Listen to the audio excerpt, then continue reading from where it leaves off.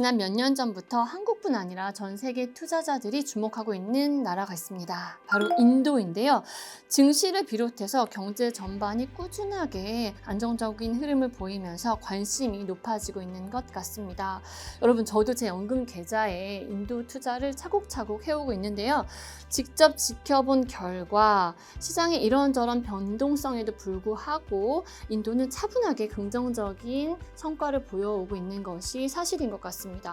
그래서 저희가 만드는 해외 투자 잡지죠. 세이지 인베스터에서도 인도 투자에 관심 있으신 분들에게 도움을 드리고자 인도 기업에 대한 이야기들을 많이 다루고 있습니다.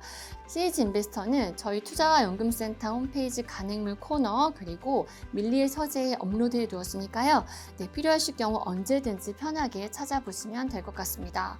인도 관심이 가긴 하는데 저희가 아직 인도 기업에 직접 투자를 할 수 없다 보니까 아직은 잘 모르겠는 나라라는 인식이 강한 것 같습니다. 잘 모르면 투자가 망설여지게 되죠. 그래서 준비했습니다. 오늘은 내가 겪은 인도 경제의 투자 가능성에 대해서 미래에셋 자산운용 인도 법인장을 지내시고 현재는 국내 ETF 연금 솔루션 본부 본부장님으로 계시는 홍준영 상무님 모셔보도록 하겠습니다.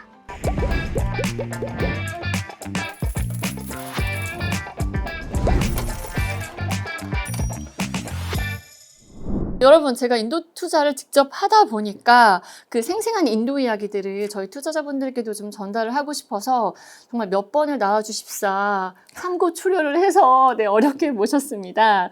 네, 본부장님, 인도에서 근무를 하셨다고 들었어요. 미래에셋 자산운용 인도법인은 지난 2006년에 첫 설립이 됐고요. 네. 2008년에 펀드가 이제 새로 런칭이 돼서 그 이후에 약 18년 동안 이제 영업을 해왔던 상황이고요. 저는 그 중간에 아마 뭐 잘 아시는 모디 총리 있죠. 모디 총리가 2014년에 이제 총리가 됐는데 저는 모디 총리가 된 다음 해부터 2015년부터 작년 2023년까지 약 8년여간 인도 자산운용에서 근무를 했었습니다. 모디 총리가 올해 이제 세 번째 텀을 하게 됐는데 저는 두 번째 텀의 마지막까지 같이 하고 왔다고 생각하시면 될 것 같습니다. 네, 인도 하면 뭐랄까 종교, 문화, 언어 이런 차이가 저희랑 굉장히 크잖아요. 네. 그런 차이에서 오는 어려움이 컸을 것 같은데 꽤 그 법인이 자리를 잡았다고 생각을 하면 되는 거죠. 왜냐하면 제가 인도에 들어갔다 철수하고 들어오는 기업들의 사례를 정말 많이 봐서 저희 미래에셋 자산운용 인도법인은 지금 현재 수탁 운용액 기준으로 약 33조 원을 운영하고 있고요. 네. 이 33조 원은 일반 국내 금융사들이 국내에서 인도 펀드를 펀딩해서 현지에서 위탁 운영하는 그런 구조가 아니고요. 현지에서 상품을 만들고 운용하고 현지 투자자들한테 판매하는 그러한 구조의 33조 원이기 때문에 진정한 어떤 대한민국의 금융의 수출이었고 그리고 현지화라고 보실 수 있을 것 같습니다. 그 자산별로도 물론 주식이 굉장히 많지만 주식 외에도 채권, ETF, 부동산, VC 등 대체 투자까지 이제 아우르는 종합 운용사로서 자리 잡고 있고요. 말씀하신 대로 2006년 저희가 설립할 당시 저희뿐만 아니고 글로벌 운용사들도 네, 많이 맞아요. 진출을 했었거든요. 근데 자산운용업은 항상 긴 호흡에서 사업을 해야 되는데 글로벌 운용사들은 처음에 한 4, 5년간 이제 현지에서 노력을 해보고 이제 손실이 나기 시작하니까 사업을 접었던 부분들이 있고 저희는 2013년, 12년 이 공군기를 좀 버티고 나서 인도 내에 홀로 남은 글로벌 운용사로서 지금 현재는 아까 말씀드렸던 33조 원의 현지 운용을 바탕으로 현지에서 9위 정도 하는 운용사가 되어 있습니다. 네. 국내에서도 인도에 대한 관심이 꽤 늘었어요. 꽤 많아진 게 사실인데 제가 관찰하기로는 저희 예전에 중국에 대한 관심이 늘어나면서 중국 투자가 확 늘었잖아요.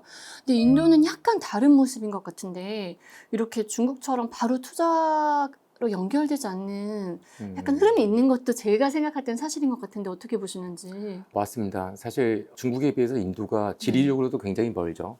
경제 수도인 뭄바이까지 직항으로도 한 9시간 이상 걸리는데 네.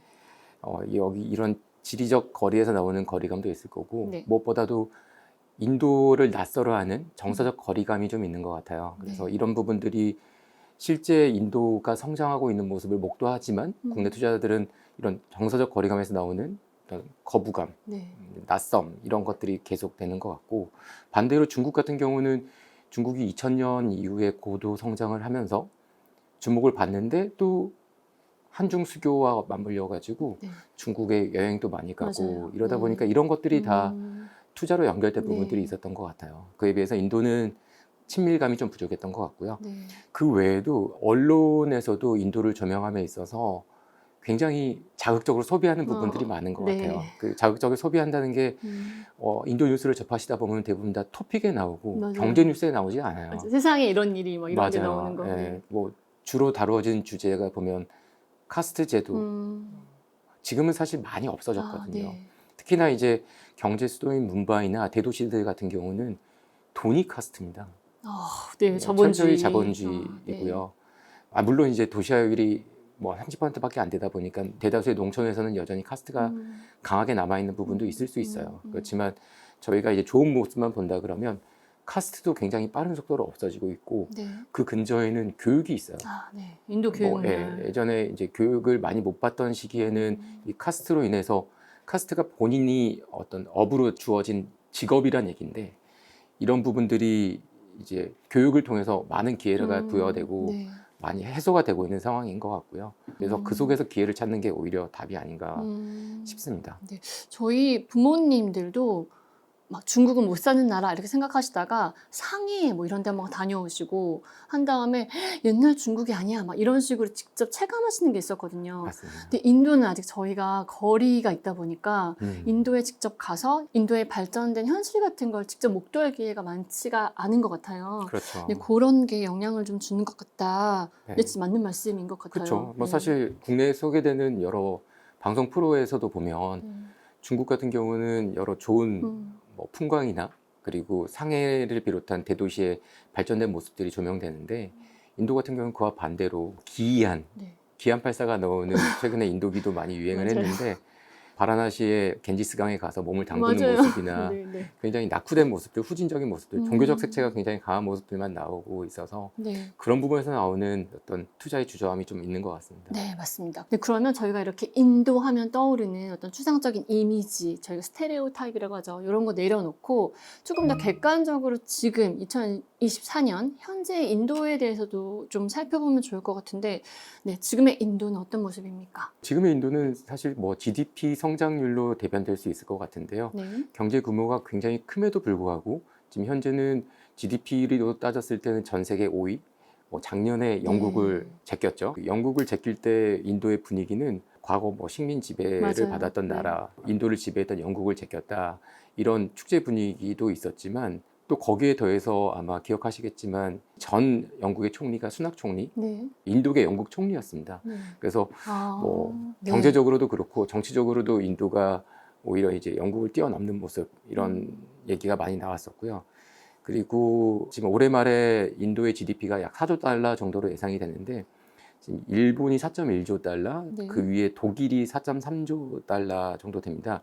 그래서 일본과 독일을 뭐 내년, 내후년 차례로 제치면 네. 아마 경제 규모로 봤을 때는 미국, 중국 다음에 인도가 되는 세계 3위 국가로 세계 떠오르게 될 것 3위까지 같습니다. 올라설 수 있는 그런 상황이군요. 그 근저에는 굉장히 우호적인 매크로 환경이 있는데요. 과거 인도를 괴롭혀왔던 뭐 재정 적자, 네. 그리고 경상수지 적자, 이런 부분들이 굉장히 빠르게 해소되고 있고 굉장히 좋은 스토리로 좋은 방향으로 나아가고 있는 모습들이 있습니다. 그리고 또 도시화도 빠르게 진행되고 있고, 그 소득 증가를 바탕으로 한 중상층 증가, 네. 이러한 뭐 큰 어떤 경제 성장의 스토리들이 굉장히 빠르게 나타나고 있기 때문에, 이를 바탕으로 한 외국인 투자자들의 증가, 또 인도 국내 투자자들의 증가들이 굉장히 주목할 만한 부분들이 있는 것 같습니다.